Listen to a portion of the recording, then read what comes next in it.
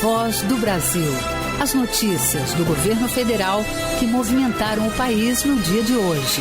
Boa noite. Boa noite para você que nos acompanha em todo o país. Terça-feira, 1º de abril de 2025. Vamos ao destaque do dia: turismo internacional. Nos 2 primeiros meses do ano, visitantes estrangeiros deixaram no país mais de 1 bilhão e 600 milhões de dólares. É o maior valor registrado pelo Banco Central desde 1970. E só em fevereiro, mais de 1 milhão e 300 mil turistas internacionais desembarcaram no Brasil. Thaísa Vitória. O número marca uma alta de 59% em relação ao mesmo mês de 2024. E ainda, meio ambiente. Acordo entre Caixa Econômica e Governo Federal vai garantir investimentos de 50 milhões de reais em projetos de recuperação ambiental e adaptação das mudanças climáticas. Você vai ouvir também incentivo ao empreendedorismo. Acredita no primeiro passo, atende quem está no Cade Único e já possui um negócio ou quer começar uma empresa. Vamos saber mais sobre o programa com o ministro do Desenvolvimento Social, Família e Combate à Fome, que estará ao vivo aqui com a gente na Voz do Brasil. Hoje na apresentação, eu, Mariana Jungmann e Luciano Seixas. E acompanhe a gente ao vivo. Acesse radiogov.ebc.com.br ou o canal Gov na sua TV aberta. 50 milhões de reais serão destinados pela Caixa Econômica para ações como recuperação ambiental e também contra tragédias climáticas. Para isso, foi firmado hoje um acordo com os Ministérios do Desenvolvimento Agrário e Agricultura Familiar e do Meio Ambiente e Mudança do Clima. Até o fim deste mês, será publicado um edital de chamada pública para promover a recuperação de áreas degradadas para fins produtivos e outras ações. A Conferência das Nações Unidas sobre as Mudanças Climáticas de 2025 vai ser em Belém do Pará, em novembro. E a Caixa vai lançar até lá várias iniciativas para promover a sustentabilidade e reforçar o compromisso com a responsabilidade ambiental e social. Um acordo é com o Ministério do Desenvolvimento Agrário e Agricultura Familiar.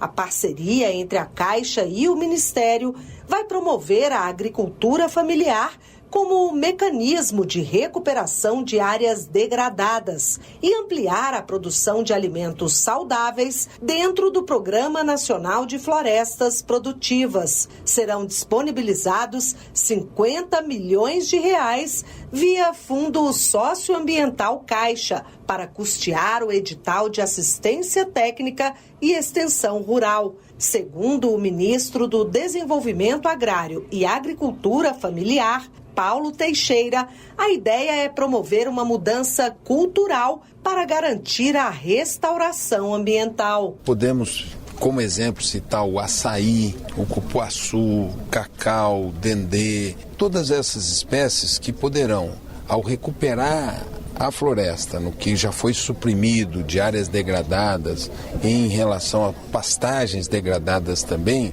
nós vamos garantir uma melhor renda para os agricultores e uma restauração florestal. E um dos temas prioritários que a Caixa vai levar à COP30 é o desenvolvimento socioambiental de povos e comunidades tradicionais, em locais como a região norte do Brasil. É o que destacou o presidente do banco, Carlos Vieira. A gente pode transformar a mudança social também daquelas famílias sem agressão ao meio ambiente, mantendo um ecossistema em funcionamento, em convivência com a sociedade. Com o Ministério do Meio Ambiente e Mudança do Clima, o acordo é para a estruturação de programas, ações e iniciativas de promoção de políticas ambientais e climáticas, com foco, por exemplo, na promoção da bioeconomia, gestão da qualidade do ar, combate ao desmatamento, gestão de resíduos sólidos e economia circular. O edital para acessar o Fundo Socioambiental Caixa está previsto para 30 de abril e vai contemplar inicialmente projetos dos estados do Mato Grosso, Pará, Maranhão, Acre e Rondônia. Reportagem Luciana Colares de Holanda. A Aquele pequeno negócio montado em casa, na cozinha ou no quartinho dos fundos pode crescer e virar um empreendimento de sucesso. Para isso, muitas vezes, o que falta é crédito para começar e capacitação para desenvolver. Essas são as prioridades, as principais políticas por trás do programa Acredita no Primeiro Passo, desenvolvido pelo Ministério do Desenvolvimento Social e Assistência Social, Família e Combate à Fome. E o programa vem ganhando cada vez mais força, com parcerias com o Banco Interamericano de Desenvolvimento e empresas de grande porte para ajudar os microempreendedores. Hoje nós conversamos com o ministro Wellington Dias, do Desenvolvimento Social, para saber mais detalhes sobre o programa e responder as perguntas de ouvintes da Voz do Brasil. Boa noite, ministro. Bem-vindo mais uma vez. Boa noite. Olha, é um prazer muito grande, principalmente tratando do programa Acredita, que também é do coração do presidente do Brasil. O presidente Lula está bastante animado com esse caminho. Bom, ministro, hoje nós temos algumas perguntas de ouvintes para o senhor, mas antes de começarmos a tirar as dúvidas delas, eu gostaria que o senhor começasse explicando, para quem ainda não sabe, o que é o programa Acredita no Primeiro Passo. É um programa que tem como olhar básico o público do Bolsa Família, do Cadastro Único Social. Nós estamos falando ali de pessoas que, muitas delas, são de uma família que recebe algum benefício, mas ela já tem curso superior, ou está fazendo universidade, tem um curso técnico, ou está fazendo o ensino médio, e pessoas que já têm um negócio. São 19 milhões de pessoas que se declaram pequenos empreendedores, mas com a renda baixa. 4.630.000, no estudo que fizemos com o Sebrae, ali são pessoas que já têm o CNPJ. Então, o presidente Lula criou um fundo garantidor federal para resolver vários problemas. Por exemplo, os pequenos, quando chegam no banco, aí o banco pergunta, tem um avalista? Não tem. Tem um bem para dar como garantia? Não tem. Pronto, já encerrou a conversa. Com o fundo garantidor, não precisa, desses requisitos. Ali o fundo garantidor é a garantia.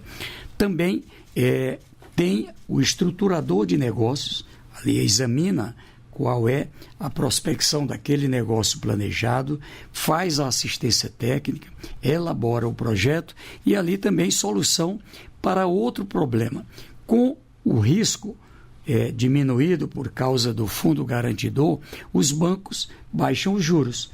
Além do crédito do trabalhador, que baixou bastante os juros, também no programa Acredita. Por exemplo, vai de 0 até 9%, agora no máximo, no segundo passo, Selic mais 2%, e eu digo que a vantagem principal é que pode trabalhar variados negócios, no campo, na cidade, e a gente já está aí com 155 mil contratos, 1 bilhão e 800 milhões nas mãos dos pequenos.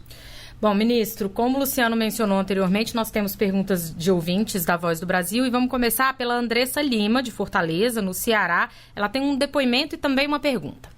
Fiquei desempregada na pandemia e comecei a trabalhar vendendo bolos dentro da minha casa, da cozinha pequenininha da minha casa. Quando surgiu o programa, o programa Acredita no Primeiro Passo, ele me impulsionou, ele me ajudou, me deu uma segurança, de tirar o meu negócio de dentro de casa e montar uma loja para mim de bolos e doces. O valor que eu tirei foi financiado para mim foi um valor de R$10 mil, com juros muito baixinho, que dá para eu pagar em parcelas suaves, e que eu consegui realizar esse sonho. E aí, seu ministro, eu queria fazer uma pergunta. Se dentro do programa, se ele conta com algum tipo de capacitação para nos capacitar, a melhorar cada vez mais, para que a gente possa alcançar novos voos.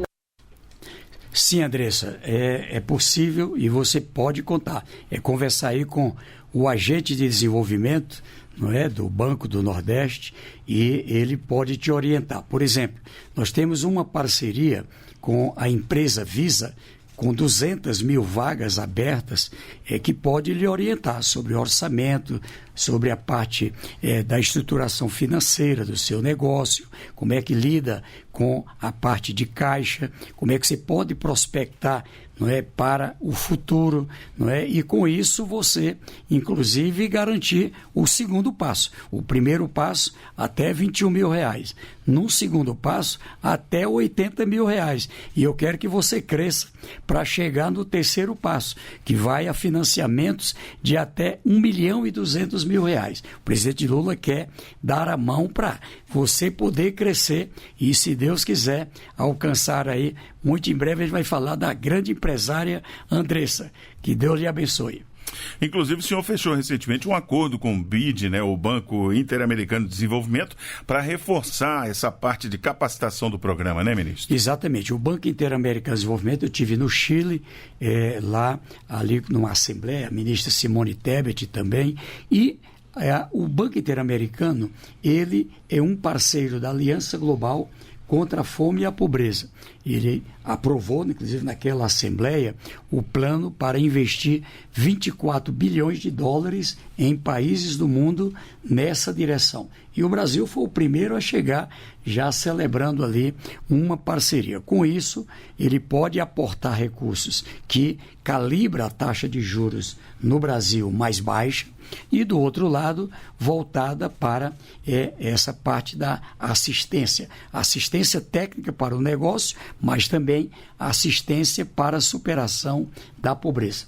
E o senhor mencionou aí um acordo com a empresa Visa e tem com outras grandes empresas também focado nessa parte de capacitação do pessoal do Acredita, né? Sim, por exemplo, preciso de fazer qualificação para essa área de tecnologias, eu quero agora entrar nesse mundo digital, vender, não é, através dos sites. A Amazon, por exemplo, ela tem uma parceria conosco que chega a 500 mil vagas. Os institutos federais, as universidades, o SEBRAE e outras áreas do Sistema S. Então, ali é apresentar para o estruturador de negócio, o agente de desenvolvimento ou a pessoa da assistência técnica de estados, de municípios, e as portas estão abertas para seguir apoiando quem precisa. Ministro, nós temos aqui a pergunta da Jocicleide da Silva, de Buenos Aires, Pernambuco. Vamos ouvir. Tenho uma academia. Comecei academia ponto alugado, depois saí para o meu ponto próprio, com recurso do Crédito Amigo. Fui fazendo aos pouquinhos e hoje tenho uma das melhores academias. Até loja dentro tenho também. Agora quero crescer, fazer mais para o meu negócio. Posso conseguir novamente pelo Acredita no primeiro passo? Sim, o Crédito Amigo, o Agroamigo, são programas muito importantes que trabalhamos integrados com o Acredita. E eu lhe digo que aí é apresentar ao agente de desenvolvimento a sua opção pelo programa Acredita, e até o valor de R$21 mil no primeiro passo. Ali a vantagem, como foi dito, a taxa de juro é 0,7% ao mês, não é? Então vai dar aí em torno de 8,75% ao ano. E com isso é possível sim você crescer. Pernambuco é um estado que a gente tem ali um olhar todo especial e queremos ter aí o máximo de empresários e principalmente mulheres empresárias, não é, dentro do programa Acredita. Ministro, a gente tem uma pergunta interessante aqui da Osana de Carvalho, de Ribeira do Piauí, e ela é produtora rural e tem também um pequeno negócio de costura. Ela está preocupada que o crédito do Acredita possa vir a interferir na aposentadoria dela. Vamos ouvir a pergunta. Eu tenho uma pergunta para me fazer, porque como eu estou faltando 1 ano e pouco para mim se aposentar, eu quero saber se eu posso pegar o crédito da Acredita e não vai interferir no modo da minha aposentadoria rural. Osana, primeiro meu abraço aí para você, todo o nosso povo de Ribeira do Piauí, onde eu estive com o governador Rafael Fonteles e vários parlamentares recentemente. Dizer que conheço bem aí sua região, ainda do tempo do povoado Espírito Santo, né? Depois passou à cidade de Ribeira do Piauí. Primeiro, não tem nenhum perigo, não é, de você ter qualquer problema com a sua aposentadoria. O programa Acredita, ela é uma oportunidade para você ter mais do que a perspectiva de um salário mínimo, não é, de aposentadoria. Queremos apoiar aí o seu negócio, não há nenhuma interferência nem em relação à aposentadoria rural e nem há outras formas de aposentadoria. É um programa que quer que a pessoa cresça como empreendedora. E como empreendedora, você tem uma oportunidade de, ao crescer, planejar, inclusive, uma aposentadoria maior. Eu espero que aí você possa desenvolver a sua área, não é, de costura, a sua área de produção, comercializar, crescer. Muito em breve, quem sabe, vai ser a Osana, dona de várias lojas nessa região aí do Vale do Rio Piauí. Muito bem, nós conversamos com o ministro do Desenvolvimento e Assistência Social, Família e Combate à Fome, Wellington Dias. Muito obrigado por sua entrevista à Voz do Brasil. Obrigado, eu que agradeço, e é acreditar no Brasil. Estamos aqui abertos a que a gente possa, muito em breve, alcançar o primeiro 1 milhão de empresários e empresárias pelo programa Acredita no Brasil.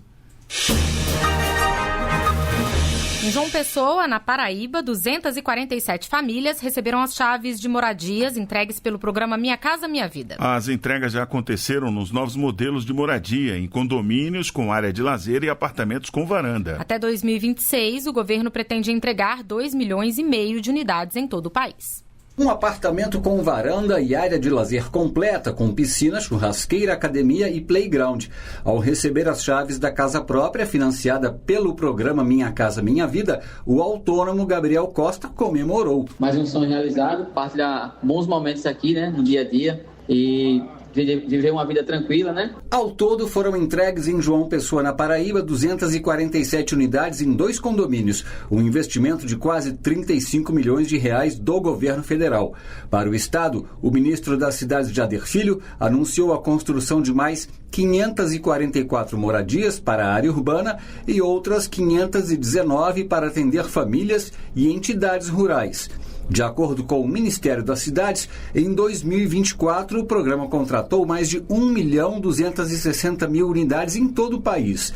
E segundo o ministro Jader Filho, isso torna o Minha Casa Minha Vida o maior investidor no setor. O Minha Casa Minha Vida foi responsável por 54% de todos os lançamentos de imóveis no Brasil no último trimestre de 2024.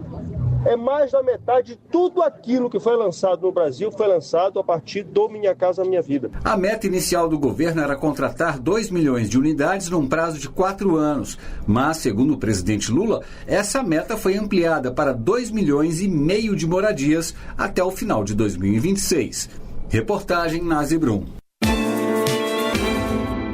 O turismo internacional segue em alta no Brasil. Dados do Banco Central apontam que os visitantes estrangeiros injetaram 823 milhões de dólares na economia brasileira no mês de fevereiro. O valor representa um crescimento de 22% em relação ao mesmo mês do ano passado. Nos 2 primeiros meses de 2025, os turistas estrangeiros deixaram no Brasil mais de 1 bilhão e 600 milhões de dólares. É o maior valor desde quando o Banco Central iniciou a série histórica, em 1970. Os recursos são resultado das despesas com hospedagem, alimentação, transporte, passeios, compras e outras atividades econômicas diretamente ligadas ao setor turístico. O Ministério do Turismo registrou em fevereiro o desembarque de mais de 1 milhão e 300 mil viajantes internacionais no país. O número marca uma alta de 59% em relação ao mesmo mês de 2024. Quando observados os dados de janeiro e fevereiro, o Brasil ultrapassa os 2 milhões e 800 mil turistas internacionais. E após reestruturação da malha aérea, o aeroporto do Galeão, no Rio de Janeiro, recebeu boa parte desses visitantes. Nos 2 primeiros meses de 2025, houve a chegada de mais de 473 mil estrangeiros, o maior fluxo de turistas internacionais para o período desde 1977. Thaísa Vitória para a Voz do Brasil. O presidente Lula participou hoje de uma reunião sobre economia solidária no Palácio do Planalto. Esse tipo de economia, baseado na cooperação e na solidariedade, tem como objetivos a promoção da inclusão social e a geração de renda. A repórter Graciele Bittencourt traz as informações ao vivo pra gente. Boa noite, Graciele. Boa noite, Mariana. Boa noite, Luciana e ouvintes da Voz do Brasil. Pois é, construir alternativas de produção, comercialização e consumo mais justas e sustentáveis é a proposta da economia solidária. A ideia é compartilhar os meios de produção e os resultados do trabalho de forma igualitária, promovendo a inclusão social e a geração de renda. Em 2023, o governo federal reativou o Conselho Nacional de Economia Solidária após 5 anos de atividades paralisadas. Hoje, o Conselho se reuniu com o presidente Lula no Palácio do Planalto e discutiu a consolidação dessa política. O secretário nacional de Economia Popular e Solidária, Gilberto Carvalho, defendeu a importância de fomentar esses empreendimentos para que contribuam cada vez mais para o crescimento do país. Economia solidária não é coisa de pobre que quer ficar pobre, não. Economia solidária é coisa de pobre, de lutador, trabalhador, que quer crescer, só que num outro método, com uma outra cultura. Ao invés do individualismo, da competição, da exclusão, a socialização, a participação e a inclusão. É isso. Olha, o Conselho Nacional de Economia Solidária é composto por representantes do governo, das iniciativas econômicas solidárias e de organizações da sociedade civil. No fim do ano passado, o presidente Lula sancionou a lei que cria a Política Nacional de Economia Solidária. Mariana, Luciano. A gente agradece pelas informações ao vivo, Graciele, na Voz do Brasil. Abril chegou e com a proximidade da Páscoa e Semana Santa, um produto ganha destaque, o pescado. E além disso, o consumo de peixe já cresceu mais de 53% na última década, segundo dados da Associação Brasileira de Piscicultura. Com destaque para a tilápia, que vem ganhando a mesa dos consumidores. Só no ano passado, a espécie representou mais da metade da produção do pescado nacional. No geral, a criação de peixes no Brasil cresceu mais de 9% em 2024. A família de Guilherme Nakata cultiva tilápia há mais de 30 anos em Fortuna, no interior de São Paulo. Uma criação que começou tímida. Hoje são 2 toneladas por ano e ele garante que tem demanda para dobrar a produção. A gente vê que o nosso mercado está crescendo, é um mercado que a gente vislumbra que esse crescimento ele siga. É uma época muito legal de estar nesse mercado nosso. Segundo o Anuário de Piscicultura 2025 da Associação Brasileira de Piscicultura Peixe BR, a piscicultura brasileira teve em 2024 um crescimento de 9,2% em comparação com 2023. Foram produzidas mais de 960 mil toneladas no ano passado. O resultado foi puxado principalmente pela produção de tilápia, que sozinha teve um crescimento de 14,36%, como explica a diretora do Departamento de Aquicultura em Águas da União, da Secretaria Nacional de Aquicultura, Juliana Lopes. A gente tem vários fatores, né? Regularização, mercado, exportação para os Estados Unidos, grandes produtores exportaram mais, e o pequeno, com essa exportação também, o pequeno conseguiu ter espaço para colocar o seu peixe no mercado. As exportações do peixe do Brasil aumentaram 138% em 2024 em receita e 92% em volume em relação a 2023. De acordo com o Anuário da Piscicultura, o cultivo de peixes em 2024 foi o maior em 10 anos, com crescimento de 51%. Para saber mais sobre a atividade no Brasil, basta acessar o anuário que está disponível no site gov.br/MPA. Reportagem Cleide Lopes. Teve início essa semana a formação continuada sobre a política de educação integral em tempo integral. A ideia é capacitar profissionais para desenvolver e implementar a política de educação em tempo integral em todo o país. Primeiramente, participam profissionais das regiões Nordeste, Centro-Oeste e Sudeste. Nas outras localidades, a formação está marcada para 7 de abril. Até a segunda-feira, mais de 14 mil pessoas já tinham feito a inscrição para o curso e ainda há vagas disponíveis em alguns estados. Para solicitar vagas, secretários e equipes equipes técnicas de secretarias de educação, diretores de escolas e integrantes de conselhos de educação podem ir ao site do MEC, gov.br/MEC. E essas foram as notícias do governo federal. Uma realização da Secretaria de Comunicação Social da Presidência da República. Com produção da empresa Brasil de Comunicação. Fique agora com as notícias do Poder Judiciário e do Congresso Nacional. Boa noite. Boa noite para você. Até amanhã.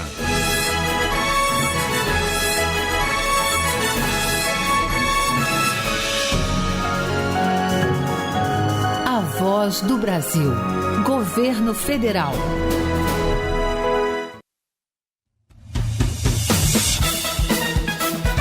Você vai ouvir agora notícias do Poder Judiciário. STF suspende o repasse de emendas parlamentares para universidades e fundações de 8 estados. Em 4 anos, acordo entre STJ e AGU encerra quase 3.800.000 processos em todo o judiciário. Estrangeiro é condenado por importunação sexual praticada dentro de avião. Boa noite, eu sou Ariana Fonseca. E eu sou Carlos Eduardo Cunha. Supremo Tribunal Federal suspende repasse de emendas parlamentares para universidades em 8 estados que não cumpriram regras de transparência determinadas pela Corte. A decisão é do ministro Flávio Dino, relator do caso. Neto Costa. A decisão desta terça-feira prevê a imediata suspensão de novos repasses de emendas parlamentares federais para as instituições de ensino superior e fundações de apoio dos estados do Acre, de Alagoas, do Maranhão, da Paraíba, de Pernambuco, do Piauí, de Rondônia e de Sergipe. A medida foi adotada porque esses estados não cumpriram regras de transparência determinadas pelo STF. O ministro também determinou que os estados e municípios beneficiários das emendas PIX que não apresentaram plano de trabalho prestem contas no prazo de 90 dias corridos aos respectivos ministérios. Acordo de cooperação técnica entre o STJ e a AGU finaliza quase 3.800.000 processos. A iniciativa tem contribuído para acelerar o andamento processual. Fátima Uchoa. Entre junho de 2020 e novembro de 2024, o acordo possibilitou a identificação antecipada, ainda nas instâncias de origem, de recursos com fundamentação contrária aos precedentes do STJ. Com isso, a AGU implementou regras internas para permitir que os procuradores desistissem de recursos já interpostos ou não recorressem, evitando a remessa desnecessária de processos à instância superior. A AGU também adotou diretrizes para a gestão de recursos e editou atos normativos internos para disciplinar a atuação dos procuradores e padronizar procedimentos conforme a jurisprudência do STJ. Ação trabalhista simulada entre tio e sobrinha para fraudar credores é anulada. A decisão é do TST. Anderson Conrado. A suspeita de simulação foi levantada pelo Ministério Público do Trabalho diante de alguns indícios, como o fato de a empregada, sobrinha do acionista controlador, ter tido o salário quase triplicado em meio à crise financeira da sociedade anônima, e o fato de a empresa não ter apresentado defesa no processo contra uma condenação de R$400 mil. Além de confirmar a anulação da ação trabalhista, a seção 2 de dissídios individuais do Tribunal Superior do Trabalho manteve a multa de R$10 mil para cada envolvido por litigância de má-fé. Tribunal Regional Federal da Terceira Região, com sede em São Paulo, condena estrangeiro por importunação sexual praticada dentro de avião. O caso aconteceu em voo Qatar-Brasil. Júlia Costa. A vítima, uma brasileira, percebeu durante o voo que o homem da poltrona do lado tinha um comportamento estranho enquanto a encarava. Ela conversou com a comissária, que a trocou de lugar. Depois que o avião chegou ao aeroporto de Guarulhos, em São Paulo, o homem foi preso em flagrante pela Polícia Federal. Após denúncia do Ministério Público Federal e diante das provas apresentadas, como o depoimento da vítima e de testemunhas, o réu foi condenado pelo crime de importunação sexual. A pena foi fixada em 1 ano de reclusão em regime aberto, além do pagamento de R$5 mil de indenização. A Justiça Federal condenou o INSS a pagar o benefício de prestação continuada no valor de um salário mínimo a uma criança com autismo em situação de vulnerabilidade. Segundo o INSS, o pai da menina recebe cerca de R$6 mil como guarda municipal. o que afastaria a condição de hipossuficiência. Mas a 10ª turma do Tribunal Regional Federal da Terceira Região concluiu que a remuneração do genitor não deve ser considerada para o benefício, porque ele não mora com a criança. O colegiado observou ainda que a mãe recebe Bolsa Família e não consegue trabalhar para cuidar da filha. Já o pai contribui com pensão alimentícia no valor de R$ 350. Você acompanha outras notícias do Poder Judiciário em 104,7 FM para o Distrito Federal e em torno. Ou pelo canal 1.3 da TV aberta em Brasília. Ouça também pelo TuneIn de qualquer lugar do mundo. E baixe agora o TV Justiça Mais, disponível na loja de aplicativos do seu celular. Uma boa noite. E até amanhã. Notícias do Poder Judiciário, uma produção da Rádio Justiça, Supremo Tribunal Federal.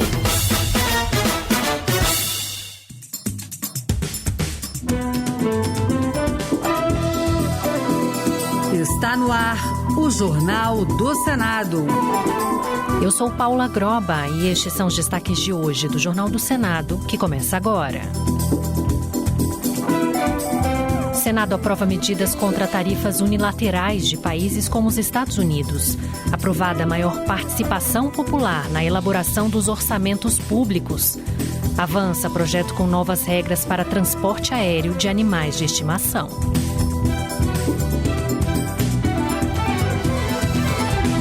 Boa noite.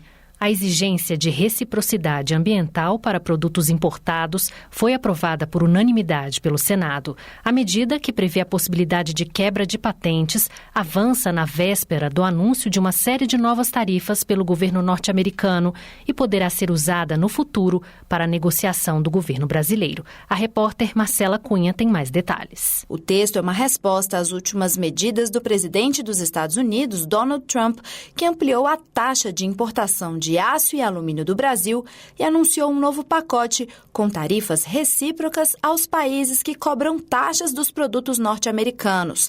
Mas, segundo a relatora, senadora Tereza Cristina, do PP de Mato Grosso do Sul, não se trata de retaliação, mas um instrumento forte de negociação para a diplomacia brasileira. Nós temos aí as medidas que vêm dos Estados Unidos, das tarifas comerciais. Ele não vai resolver isso nesse momento, mas ele deve ser votado em regime de urgência na Câmara e aí sim o governo brasileiro terá instrumentos para poder sentar à mesa mais forte, podendo retaliar se for preciso, fazendo a proteção dos nossos produtos. Só haverá retaliação se vier retaliação do outro lado. A medida de retaliação mais dura prevista no projeto é a possibilidade de quebra de patentes, mas por sugestão do senador Oriovisto Guimarães, do PSDB do Paraná, só será adotada em casos excepcionais. A contramedida econômica atinge especialmente países mais desenvolvidos, ao permitir que produtos ou tecnologias protegidos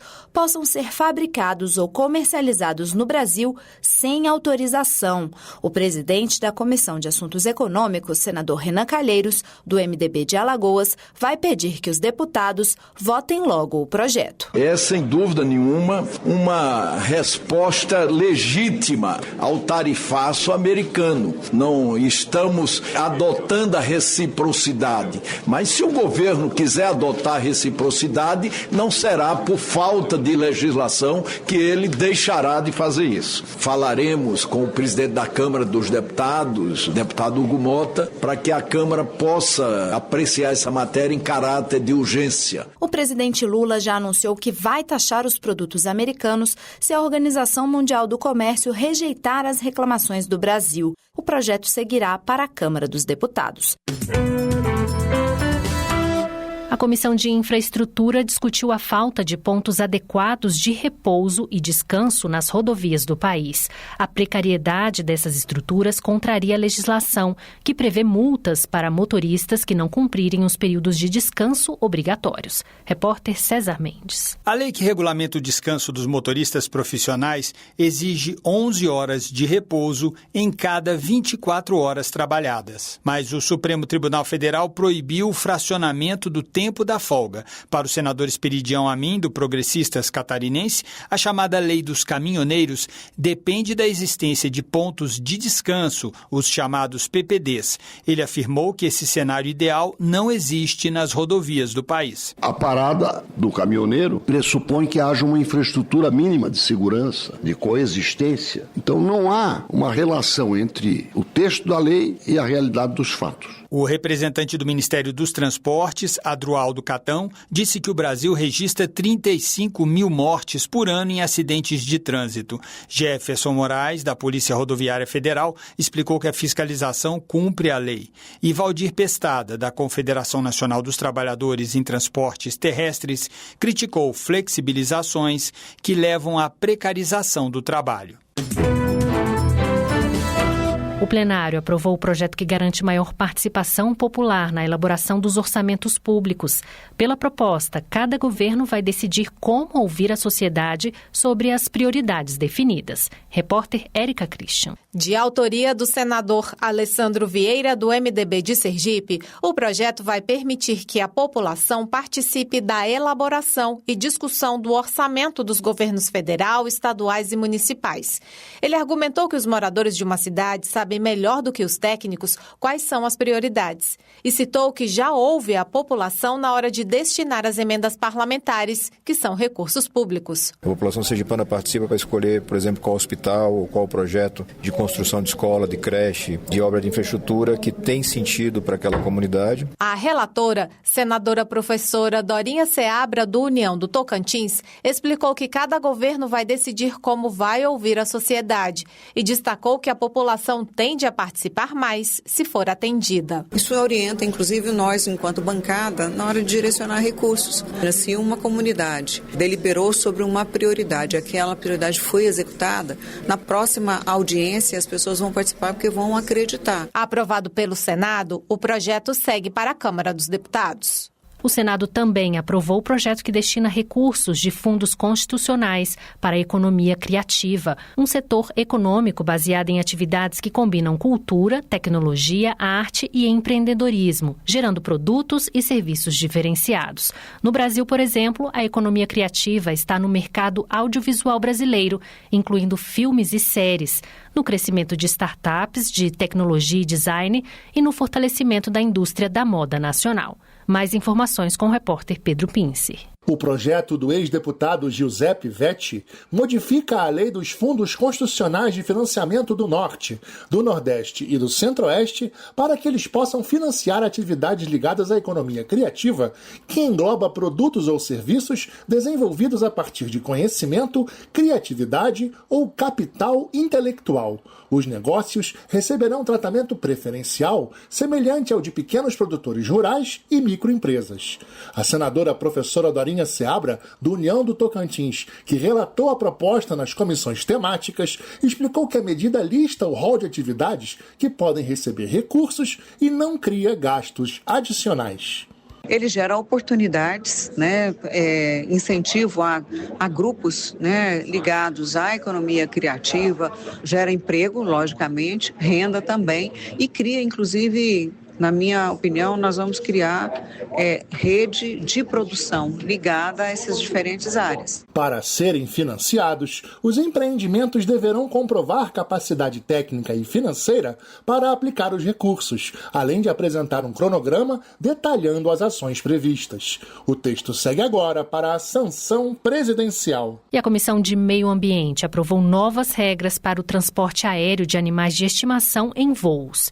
Quando forem transportados no compartimento de cargas, as companhias aéreas deverão oferecer um serviço de rastreamento que assegure o bem-estar dos animais durante o trajeto. A repórter Marina Dantas traz mais detalhes. O projeto de lei dá novas regras para o transporte aéreo de animais de estimação em voos domésticos, com um novo capítulo sobre o tema no Código Brasileiro de Aeronáutica. De acordo com o texto, em casos onde os cães e gatos fiquem separados do tutor, as empresas aéreas devem prover acomodação, movimentação movimentação e monitoramento dos pets. Os cães-guias continuam com o direito de acompanhar o tutor na cabine. Nos casos em que os animais são transportados no compartimento de cargas do avião, as companhias aéreas deverão ofertar um serviço de rastreamento que garanta o bem-estar do pet. A relatoria ficou por conta da senadora Margarete Busetti, do PSD do Mato Grosso, que uniu 4 projetos da Câmara e do Senado para trazer equilíbrio entre a legislação e a regulamentação para um transporte seguro e adequado aos animais. Essa realidade mostra que animais domésticos merecem transporte adequado, seguro e atento ao bem-estar. Contudo, é necessário que esse transporte concilie o bem-estar animal a padrões operacionais e sanitário no âmbito da aviação civil. Outra proposta aprovada pela Comissão de Meio Ambiente foi a que incentiva e promove a produção de matéria-prima pela agricultura familiar e seu aproveitamento na cadeia produtiva do biodiesel no país. Os projetos aprovados na reunião desta terça seguem para análise da Comissão de Infraestrutura.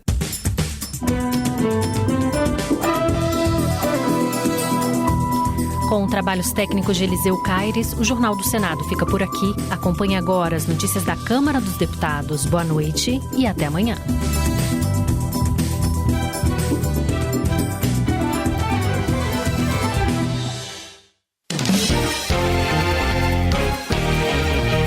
Jornal Câmara dos Deputados. Projeto que muda a regra para o jovem aprendiz está pronto para o plenário. Câmara analisa a campanha de combate aos crimes digitais contra menores. Governo e oposição divergem sobre programas sociais do governo federal.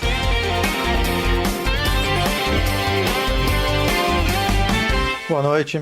Carlos Jordi, do PL do Rio de Janeiro, acusa o governo federal de cometer irregularidades no programa Pé de Meia, que está sendo questionado pelo TCU. Segundo ele, há mais beneficiários do que alunos matriculados em municípios da Bahia, do Pará e de Minas Gerais. Carlos Jordi ressalta que, além de apresentar requerimento de informações ao Ministério da Educação, acionou a Procuradoria-Geral da República. O parlamentar acusa o governo de utilizar programas sociais com fins políticos, deixando de priorizar quem realmente precisa. Luiz Couto, do PT da Paraíba, exalta os avanços alcançados pelo Ministério do Desenvolvimento Social. O parlamentar destaca as quase 1,7 milhão de vagas criadas em 2024 para beneficiários do Cadastro Único, 75% das quais ocupadas por beneficiários do Bolsa Família. Luiz Couto lembra haver uma regra de proteção que garante o pagamento do auxílio por 24 meses após a contratação dos beneficiários. Para ele, o apoio oferecido pelo Estado impulsiona a autonomia financeira, capacitando as pessoas a transformarem suas realidades. Coronel Assis, do União de Mato Grosso, denuncia possíveis irregularidades em programas sociais, citando casos em que o número de beneficiários ultrapassa a população da cidade. Para ele, é essencial que o governo esclareça as distorções e garanta a transparência na distribuição dos recursos. O deputado alerta que esse mau uso pode comprometer a credibilidade das políticas públicas e prejudicar quem realmente precisa.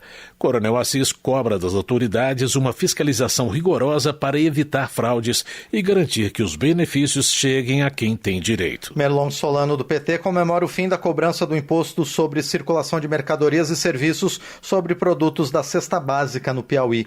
O legislador reforça que a medida complementa ações federais para reduzir o preço dos alimentos no país. Merlon Solano destaca que o governo federal, em seu esforço para garantir alimento saudável e desenvolver políticas para tirar o Brasil do mapa da fome, tem apoiado a agricultura familiar, reconstruiu a Conab e reforçou os programas Pronaf e de aquisição de alimentos. Dr. Zacarias Calil, do União de Goiás, ressalta a necessidade de investigações sobre supostas irregularidades no programa Pé de Meia. Dentre elas, a de que em diversas cidades o número de beneficiários é superior ao de alunos matriculados no ensino médio. Dr. Zacarias Calil exige mais transparência na gestão do Pé de Meia, lembrando que o Tribunal de Contas da União já bloqueou 6 bilhões de reais do programa por falhas orçamentárias e denunciou, em 2023, o pagamento de 13 bilhões de reais sem a autorização do Congresso. Desenvolvimento Regional. Afonso Ram, do PP do Rio Grande do Sul, comenta os impactos econômicos e sociais do fechamento da usina termoelétrica de Candiota. O parlamentar defende que a transição para uma matriz energética mais sustentável deve ser conduzida com planejamento e responsabilidade. Afonso Ram cobra do governo federal ações concretas para garantir a continuidade da atividade econômica na região carbonífera. Ele lembra que um programa de transição energética foi anunciado em janeiro, mas afirma que as medidas implementadas ainda são insuficientes. Transportes. Durante reunião com representantes do DENIT, Cobalcini, do MDB, solicitou investimentos nas rodovias de Santa Catarina. Entre as prioridades, o deputado cita a federalização da SC 163 e a construção de uma ponte sobre o rio Uruguai em Itapiranga. Cobalcini reivindica ainda a duplicação da BR-282 para melhorar o escoamento das exportações do Estado. Ele também cobra a conclusão da duplicação da BR-470, que liga o meio oeste catarinense ao litoral, e a continuidade das obras na BR-280 e BR-285. Léo Prates, do PDT da Bahia, apresentou o projeto para enquadrar caminhoneiros autônomos como microempreendedores individuais. Segundo o deputado, a medida aumenta de R$250 mil para R$400 mil o limite da receita anual desses profissionais, com correção anual pelo IPCA, visando a redução de custos para eles. Léo Prates também sugeriu mudanças na lei dos portos, garantindo aos caminhoneiros acesso a banheiros e a locais apropriados para alimentação e descanso nos portos nacionais. Agricultura. Tião Medeiros, do PP do Paraná, sustenta que a agricultura é essencial para a economia do Brasil. Ele critica as barreiras comerciais impostas sob o pretexto de preocupações ambientais e propõe soluções para fortalecer a competitividade do setor agropecuário do país. Sei da importância da agricultura, da agroatividade, da agroindústria também para o Brasil. Mais do que isso, sou produtor rural, sou filho e neto de produtores rurais. Sei o quanto esse segmento transforma e é arrimo da nossa economia, é um acelerador social para o interior do país, é transformador para as regiões que acreditaram e têm a vocação de produzir. Tião Medeiros acredita que garantir segurança jurídica para os produtores rurais é fundamental. Ele reforça seu compromisso com o setor ao apresentar projetos de lei como o que combate as carnes fake, visando regular a produção de proteínas cultivadas em laboratório. Relações Exteriores. O presidente da Câmara, Hugo Mota, do Republicanos da Paraíba, menciona a importância da unidade nacional diante do impasse nas tarifas comerciais entre Brasil e Estados Unidos. De acordo com o presidente, em momentos cruciais, não pode haver divisões ideológicas, mas apenas o dever de proteger o povo brasileiro. Este episódio entre os Estados Unidos e o Brasil deve nos ensinar definitivamente que nas horas mais importantes não existe um Brasil de esquerda ou um Brasil de direita. Existe apenas o povo brasileiro. E nós, representantes do povo, temos de ter a capacidade de defender o povo acima de nossas diferenças. Pois é isso que o povo espera de nós. Que pensemos diferente, sim, mas não quando nosso povo está ameaçado. Não é hora de seguirmos ninguém, mas de agirmos com desprendimento político, sem qualquer tipo de mesquinhez e agir com altivez. O povo espera de nós responsabilidade e lealdade, e iremos cumprir o nosso dever. Para Hugo Mota, ninguém está acima do interesse público e a política deve ser conduzida com equilíbrio e pragmatismo para evitar erros. Economia. Zé Neto, do PT da Bahia, defende proposta do governo que isenta do imposto de renda quem ganha até R$5 mil por mês e reduz a alíquota para quem recebe até R$7 mil. Ele afirma que a medida representa justiça tributária, além de favorecer o consumo das famílias e fortalecer a economia. Zé Neto argumenta ainda que a proposta corrige distorções históricas, fazendo justiça a milhões de brasileiros, especialmente os que têm menor renda. Ele ressalta que o governo está aberto ao diálogo e reforça que o legislativo tem papel central para consolidar essa política de justiça social. Essa medida é uma medida muito justa. Favorecer os que mais precisam é a obrigação da nossa casa, daquele que pede o voto na eleição. Manter o equilíbrio fiscal porque isso com certeza vai aquecer a economia e não vai criar distúrbios fiscais para o Brasil. E é bom lembrar que tudo isso vai valer em 2026, vai dar tempo todo mundo se organizar. Trabalho. Está pronto para ser votado no plenário, mas não tem consenso, projeto que muda a regra para a contratação de jovens aprendizes por empresas. O repórter Antônio Vital tem mais detalhes da proposta. Um projeto que modifica as regras para a contratação de jovens aprendizes por empresas e pelo governo está pronto para ser votado no plenário da Câmara desde o final do ano passado, mas a votação esbarra na falta de consenso entre os diversos partidos e o governo. Uma das mudanças feitas pela proposta na legislação sobre a contratação de jovens de 14 a 24 anos é permitir que as empresas contratem até 15% de toda a sua força de trabalho por meio dessa modalidade. Hoje o percentual é o mesmo, porém pode ser aplicado apenas sobre as vagas que demandem formação profissional do trabalhador. O projeto original foi apresentado 6 anos atrás, com as assinaturas de 25 deputados. Em 2022, uma comissão especial apresentou um novo texto que institui o Estatuto do Aprendiz, mas a comissão acabou encerrada sem que a proposta fosse votada. No final do ano passado, a Câmara aprovou o regime de urgência para a proposta, o que permite que seja votada diretamente no plenário sem passar pelas comissões permanentes da Casa. O texto da comissão especial autoriza o governo a criar programas de incentivo para a contratação de aprendizes por microempresas, empresas de pequeno porte, microempreendedores individuais e agricultores familiares. Hoje a contratação é obrigatória para médias e grandes empresas. Esses contratos são de no máximo 2 anos e o jovem recebe um salário mínimo, proporcional às horas trabalhadas. O objetivo é conciliar trabalho e estudos. O texto da comissão especial mantém a contratação opcional para microempresas, empresas de pequeno porte, entidades sem fins lucrativos e pelo governo.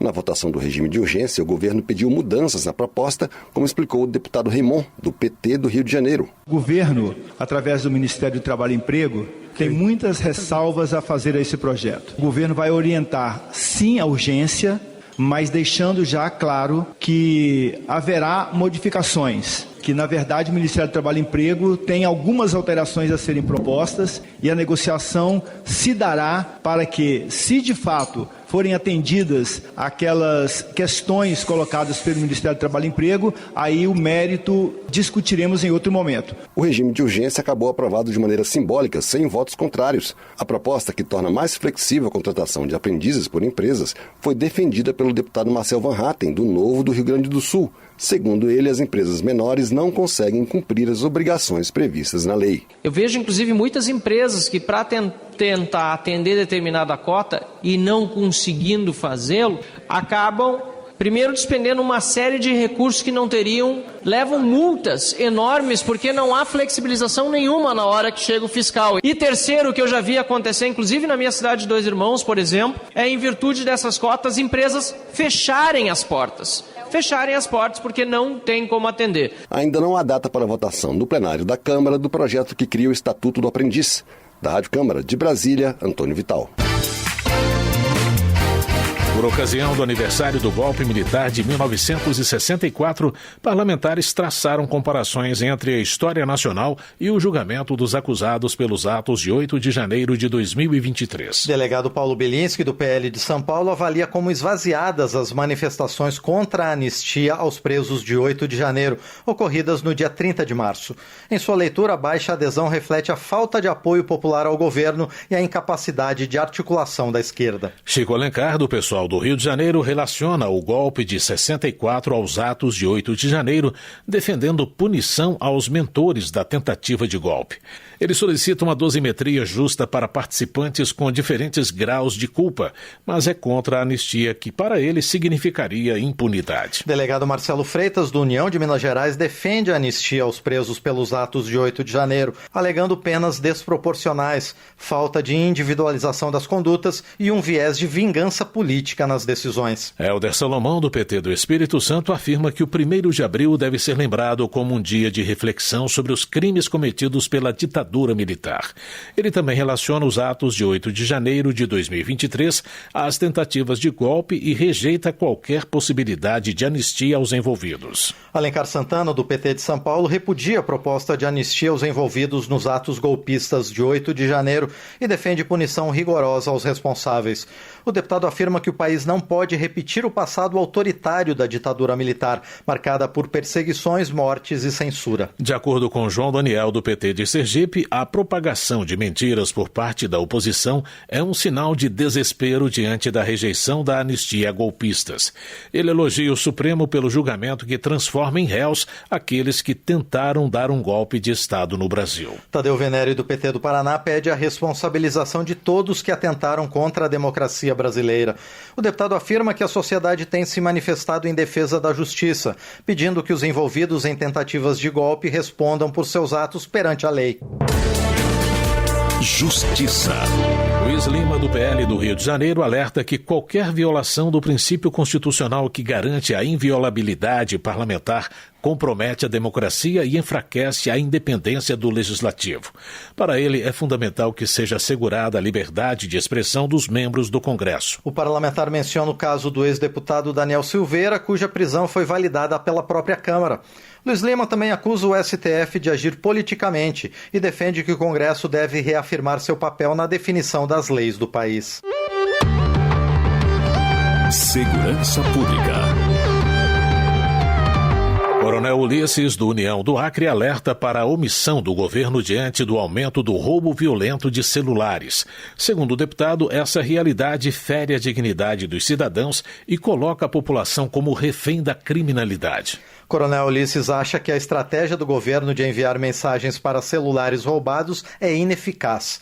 Na visão dele, medidas eficientes de combate à criminalidade passam pelo endurecimento das leis, redução da maioridade penal e fim das audiências de custódia. Ciência e tecnologia. Comissão aprova campanha de combate a crimes digitais cometidos contra pessoas com deficiência, crianças e adolescentes.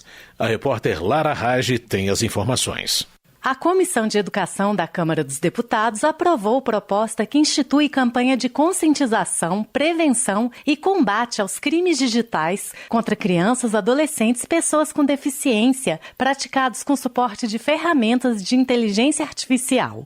O texto aprovado é uma versão da relatora, deputada Franciane Bayer, do Republicanos do Rio Grande do Sul, a um projeto de lei do deputado licenciado Saulo Viana e a um projeto analisado em conjunto da deputada Maria Rosas, do Republicanos de São Paulo. O projeto original institui campanhas de conscientização e prevenção contra crimes cibernéticos contra crianças e adolescentes em geral, mas a deputada Franciane Bayer optou por restringir a campanha às crianças e adolescentes e pessoas com deficiência, como proposto por Maria Rosas. A instituição de campanhas de combate a crimes cibernéticos contra crianças, adolescentes e pessoas com deficiência é um imperativo, especialmente nos tempos atuais, em que o uso indevido da inteligência artificial tem aumentado significativamente a vinculação de imagens e vídeos que promovem a exposição degradante dessas pessoas com teor pornográfico, abusivo e humilhante. É inadmissível que a tecnologia seja utilizada com finalidade tão absurda, eticamente condenável e flagrantemente violadora dos direitos humanos e da integridade das pessoas. Pelo texto, a campanha será desenvolvida pelo governo federal em parceria com estados e municípios e entidades da sociedade civil e contemplará a realização de palestras, congressos e seminários sobre ética e consequências dos crimes cometidos por meio do uso indevido de novas tecnologias. Além disso, deverão ser divulgadas mensagens informativas em plataformas de internet, emissoras de rádio e TV e outros veículos de comunicação sobre as melhores práticas de combate e prevenção aos crimes. Também deverão ser divulgados os canais de denúncia. As despesas poderão ser custeadas com recursos do Fundo de Direitos Difusos e do Orçamento da União, por verbas provenientes de convênios e acordos celebrados com entidades e empresas, entre outros. A proposta que institui campanha de conscientização, prevenção e combate aos crimes digitais contra crianças, adolescentes e pessoas com deficiência será analisada ainda por 5 comissões permanentes da Câmara. Para virar lei, tem que ser aprovada pelos deputados e senadores. Da Rádio Câmara de Brasília, Lara Rage. Educação. Paulão do PT parabeniza a Universidade Federal de Alagoas pela concessão póstuma de diplomas a 3 estudantes mortos pela ditadura militar. Ele afirma que a iniciativa representa uma reparação histórica aos que lutaram por um país mais justo. Cultura. defensor Estélio Denner, do Republicano, celebrou os 27 anos de quadrilha junina fundada por ele em Roraima. De acordo com o parlamentar, o grupo, campeão nacional por 4 vezes, é símbolo da cultura popular e do movimento junino no estado. Saúde.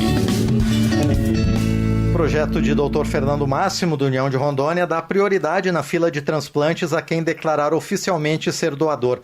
O deputado entende que a medida pode impulsionar a doação de órgãos, uma vez que o Brasil possui 66 mil pessoas na fila de transplante. Dr. Fernando Máximo também é autor de projeto que estabelece isenção da taxa de concursos públicos para as pessoas neurodivergentes. O parlamentar sustenta que o pagamento da taxa não pode ser mais um obstáculo para essas pessoas que, segundo ele, já enfrentam dificuldades. Votação. Os deputados aprovaram, mesmo com o processo de obstrução por parte do PL, medida provisória que libera crédito de 940 milhões de reais para ações de enfrentamento aos efeitos da seca e dos incêndios florestais no Pantanal e na Amazônia. As medidas incluem o enfrentamento à criminalidade, atenção à saúde, combate a incêndios, defesa civil, segurança alimentar e pagamento de auxílio para pescadores. E a edição de amanhã trará mais detalhes sobre a proposta. Termina aqui o Jornal Câmara dos Deputados, com trabalhos técnicos de Everson Urani e apresentação de José Carlos Andrade e Márcio Aquilissardi. Boa noite. Uma ótima noite para você. Você ouviu A Voz do Brasil. Boa noite.